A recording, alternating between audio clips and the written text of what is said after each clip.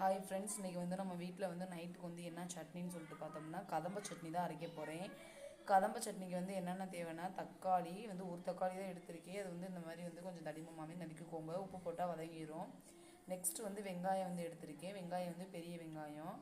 அப்புறம் வந்து கொத்தமல்லி, புதினா. அது வந்து எப்படின்னா இந்த கொத்தமல்லி தண்டு இருக்குது பார்த்தீங்களா, இந்த கொத்தமல்லி தண்டு வந்து டேஸ்ட்டாக இருக்கும் போட்டால் கதம்ப சட்னிக்கு. இந்த கொத்தமல்லி தண்டு, கொஞ்சம் கொத்தமல்லி, புதினா வந்து போடுங்க.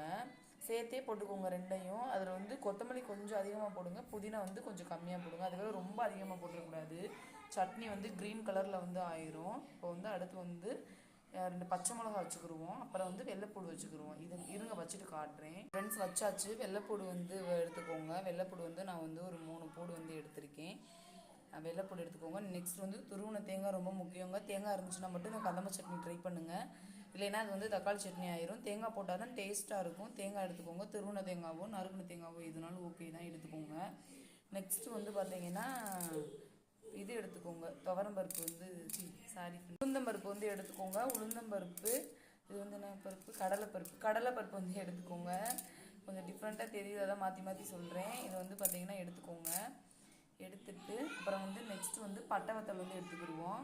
இதுக்கு வந்து பட்டை வத்தல் போட்டால் தான் நல்லாயிருக்கும் இந்த சட்னி, கதம்ப சட்னிக்கு. இருங்க எடுத்துகிட்டு வரேன். நெக்ஸ்ட் வந்து நம்ம வந்து பட்டை வத்தல் எடுத்துட்டோம். நான் வந்து குட்டி குட்டி மிளகா 2 மிளகா வந்து எடுத்திருக்கேன். ஏன்னா பிள்ளைகள்லாம் வந்து உரப்பு சாப்பிடாதுங்க, குழந்தைகளுக்குலாம் உரைக்கும் இந்த மிளகா. ஸோ இது எல்லாத்தையுமே நம்ம வந்து என்ன பண்ண போகிறோம்னா நல்லா வந்து வதக்க போகிறோம். வாங்க பார்க்கலாம். இப்போ வந்து பேன் வந்து வச்சாச்சு. அந்த பேனில் வந்து எண்ணெய் வந்து ஊற்றிக்கலாம். நல்லா ஊற்றியாச்சு. இந்த கதம்ப சட்னியை பொறுத்த அளவு பார்த்தீங்கன்னா தனித்தனியாக வறுத்தெல்லாம் எடுக்கக்கூடாது, மொத்தமாக எல்லாத்தையும் போட்டு வந்து வதக்கினா தான் அதோட டேஸ்ட்டே வேறு லெவலில் இருக்கும். கண்டிப்பாக நான் வந்து இப்போ வதக்கி காட்டுறேன் பாருங்கள். ஃபஸ்ட்டு வந்து நம்ம வந்து இப்போ வந்து துவரம்பருப்பு, ஃப்ரெண்ட்ஸ் இது கடலைப்பருப்பும் உளுந்தம்பருப்பையும் போட்டுக்கிறோம். துவரம்பருப்புனே வாயில் வருது.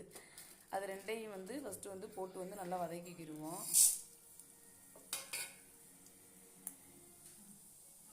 வந்து பட்டவத்தை வந்து போட்டாச்சு.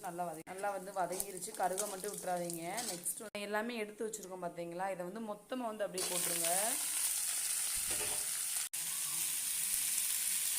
நல்லா வந்து வதக்குங்க. இதை வந்து ஒன்றா போட்டால் தான் டேஸ்ட்டாக இருக்கும். இப்போ வந்து வதக்கிக்கிட்டு இருக்கும்போது தேங்காய் போடாதீங்க. தேங்காய் வந்து கடைசியாக தான் போடணும்.